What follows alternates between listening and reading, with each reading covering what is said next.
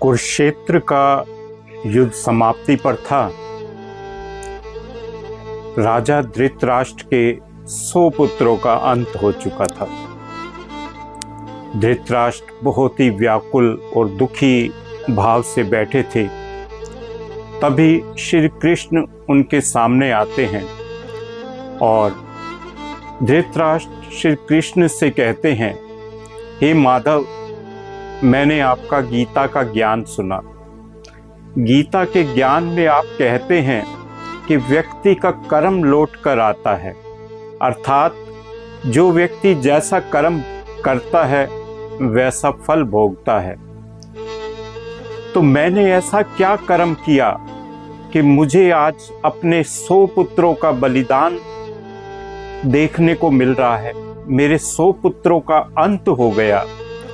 मैं मानता हूं दुर्योधन और दुशासन ने ऐसे कृत्य किए, गलत कृत्य किए, जिसका परिणाम उन्हें भुगतना पड़ा।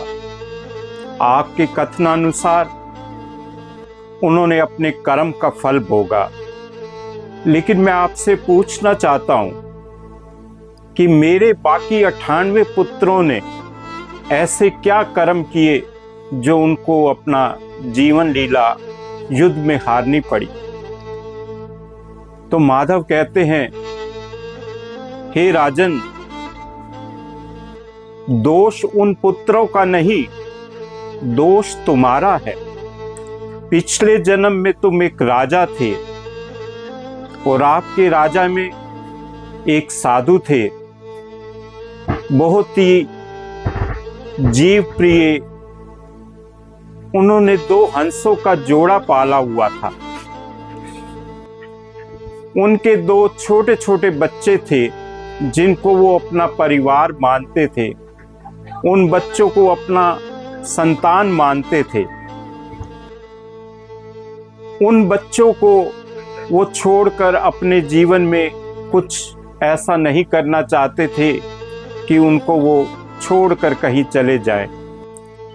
एक दिन उन साधु की कुटिया पर एक उनके गुरु आते हैं और गुरु कहते हैं, हे मुनिवर, हे मुनिवर, अब आपका समय तीर्थ जाने को है। अब आप कुछ समय तीर्थ में बिता कर आइए। तो साधु अपने गुरु महाराज से कहते हैं, महाराज, मैं कैसे तीर्थ कर सकता हूँ? मेरे पास ये हंसों का जोड़ा है, उनके ये 2 छोटे छोटे बच्चे हैं जिनको मैं अपनी संतान मानता हूँ। मैं इनको किन के भरोसे छोड़कर जाऊँ? मैं कैसे तीर्थ चला जाऊँ? तो गुरुजी अपने सेवक की इस द्विधा का अंत करते हुए बतलाते हैं, हे मुनि, तुम्हारे राज्य का राजा बहुत ही धर्म प्रेमी है, जीव प्रेमी है। क्यों ना तुम राजा के पास जाओ और उन्हें कहो कि मेरी ये संतान जब तक रखें अपने पास, जब तक मैं तीर्थ करके लौट कर ना आ जाऊं।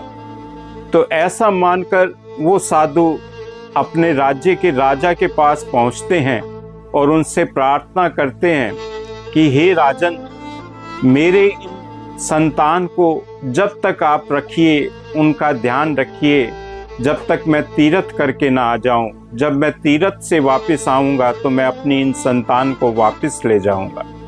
तो राजा उसको वचन देते हैं, जब तुम तीर्थ से लौटोगे तो तुम्हें ये हंसों का जोड़ा वापस दे दिया जाएगा। तुम निश्चिंत होकर तीर्थ करे आओ। तो इस प्रकार हे राजन, वो साधु तीर्थ को निकल जाता है। एक दिन राजा अपने महल की छत पर खड़ा था। वो उस उद्यान में, तालाब में देख रहा था कि 2 हंसों का जोड़ा कैसे मस्ती कर रहा है, कैसे जीवन का आनंद ले रहा है।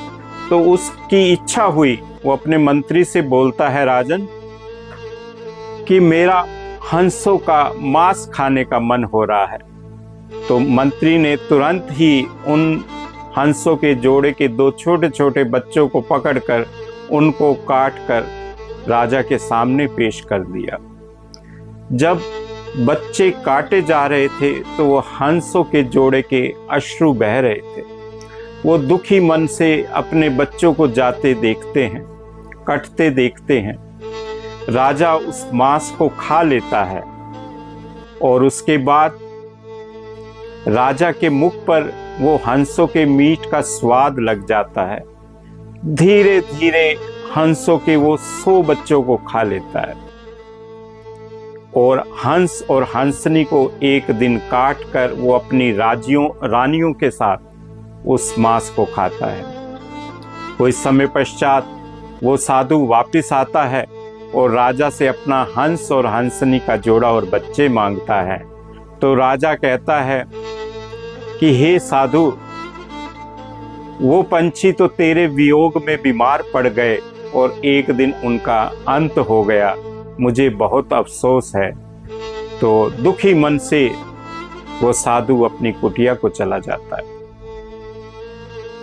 मेरा कहने का भाव ये है, श्री कृष्ण धृतराष्ट्र से कहते हैं, जिस प्रकार तूने उसके 100 बच्चों को काट कर खाया, 100 बच्चों को तड़पा तड़पा कर खाया, वही 100 बच्चे जो वियोग उन हंस और हंसनी ने सहा था, वही वियोग आज तुम भोग रहे हो। अर्थात कर्म वापस लौट कर आया और उसी प्रकार जिस प्रकार हंस हंसनी के 100 बच्चे लौट कर नहीं आए, वैसे तुम्हारे बच्चे भी लौट कर नहीं आए।